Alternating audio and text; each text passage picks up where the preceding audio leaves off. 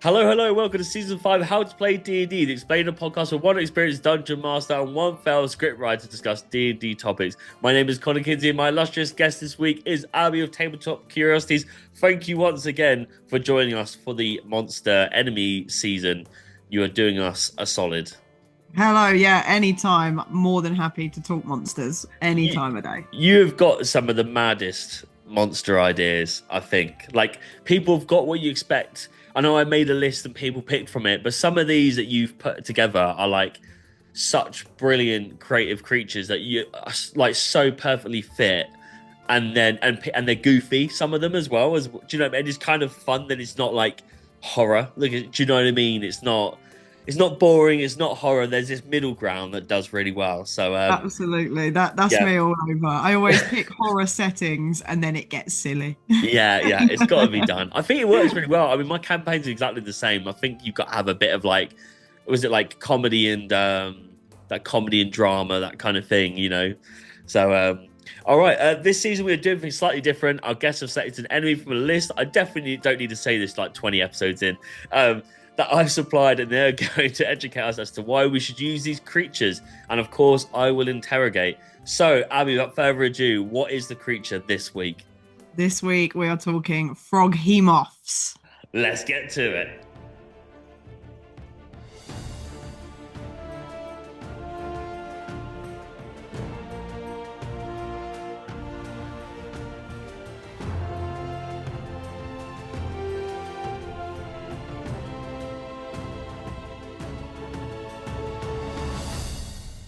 Okay, so today's episode is on Froghemoths. Froghemoths are D&D's equivalent to giant frog hentai, but bad.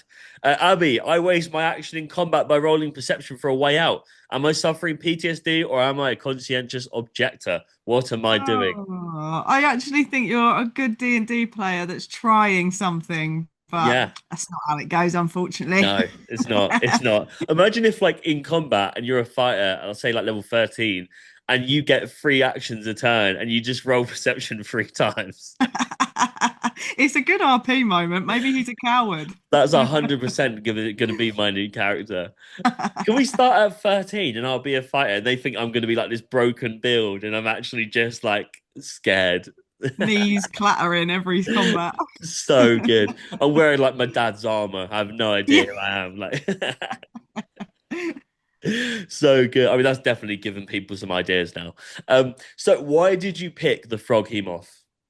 It's one of them. It's quite an obscure monster that you don't come across all the time, but the moment arose, we had a swamp situation, so I chose something amphibious, and I fell in love with this, guys. They're just so good.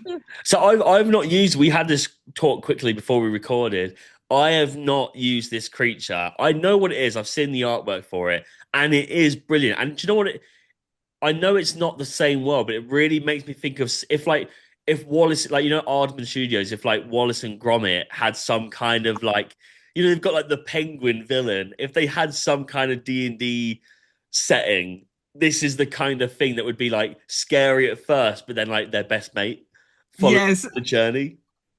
Yeah, absolutely. I mean, if you're a friendly DM, you could turn the combat encounter into getting a new frog pet. Yeah, why not? Why not? I absolutely love it. I absolutely love it. What kind of stats does a Froghemoth have then? So they're pretty good. It's not something that is going to cause the most trouble in the world. The stats don't actually come from the usual monster manual either. It comes from Volo's Guide to Monsters, I think it's called. Yeah, our favorite, as we talked about on a previous episode, of just upsetting my player at my table by bringing Volo into it at every point. Yes, yeah. So if you haven't got Volo as an NPC in your campaign, I definitely would recommend, because it is a lot of fun. But he also just, the book gives you some alternative monsters, I feel. So yeah, Froggy Guy, he is a challenge rating 10. So it's kind of that middle ground. It could be a big monster for a lower level party, or it could just be a fun combat encounter. It was actually a random encounter for me the first time. Right. for quite a high level party, but it still gave them a bit of trouble. You know what? Um, I can 100% see how it being a random encounter would be way more fun than something that they're expected to come across. Do you know what yeah, I mean? Because when it's unexpected and then you see what it is, that the RP side of that, the imagination side of that is so much more fun. yeah. I mean, for the purpose of the viewers that are watching the video version, I will just show my mini as Oh, well. I amazing. mean, look at him. Three eyes, tentacles, a big old tongue. Um, and the best part of the stat block, I think, is his bite attack as well. Okay. So, without spoiling too much for anybody who might come across one, Mm. there is basically a no save mechanic that if you are hit by the bite, you are getting swallowed. Wow. Okay. And no Yes. save as well. No save. If the Wow. bite hits, you're going in. Two people can fit, or two medium-sized creatures can fit in the belly at the same time. So you're Incredible. potentially looking at two of your marshals usually Yeah, are yeah. getting swallowed up. And there's a whole bit in the stat block of how you deal with that as a DM, how they might be able to escape that. There's like a damage threshold to get through the stomach. So there's a lot of fun. It's not just your standard, we're going to have a fight. There's going to be Mm. an additional layer of horror and silly all at I once. absolutely love that. I use this. I think it's a sandworm, or it might have been a reskin, but I use a sandworm, and it had the same thing. But there was a save. There was a save to be swallowed. But once you're inside, there was also acid damage per turn. I don't know if Yes, it has that as well, it or maybe I'm spoiling does. it, which is what you didn't want to spoil. But like, You don't want to be in there for long, put it no, that way. but No. I absolutely love that because you are going to get people who are going to go, I'm taking the big guy down, and then they just get swallowed, and then you've got this Yeah. whole other kind of like fun combat scenario going on. Spellcasters sitting in the back going, "Holy shit, I'm not going near that thing. What do I do from behind a tree?" So good. Absolutely. Yeah, we had that situation where two of the marshals had gone in, high level fighter, high level barbarian, swallowed, suffocating to death, taking damage, and all of the spellcasters were just like from range, just oh goodness, what do we do? Um, Incredible. there is another sneaky little stat in there Okay. that then got played with at that point. So I won't say, but there is a particular type of damage that spellcasters can do that Mm. can do serious damage. Right. As Okay. an additional mechanic in that stat block. So I'd definitely say for DMs, have a look at that stat block and give maybe some hints around, Yes. like put some flavor in there that sort of says if you hit it with this, some good stuff's gonna happen.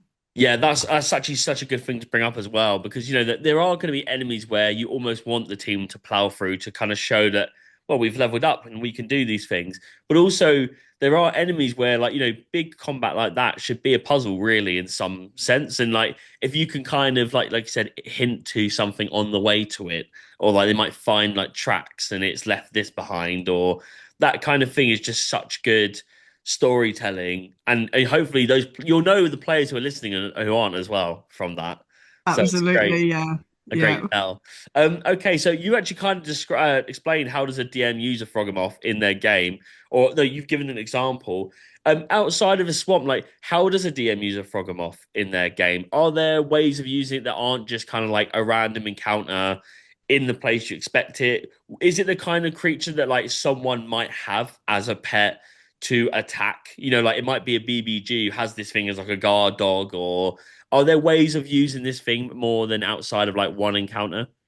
Yeah, I think you hit it on the head. I mean, the lore of it in general is kind of that there's this mystical, maybe like old wizards back in the day, like Right. created this monster. So you could definitely have, if you've got a spellcaster big bad, they might have like a scary Froghemoth on the way or guarding something. Hmm. Um, I personally love hags. So if any time a hag is involved that might have like a little swamp as their area, there's got to be Froghemoths Yeah, guarding it and like playing with the party before they get to the hag as well. absolutely love that. And yeah, it, like that kind of it being like a goofy creature, like it makes so much sense for a hag to be the person who's like kind of conjured this thing up, right?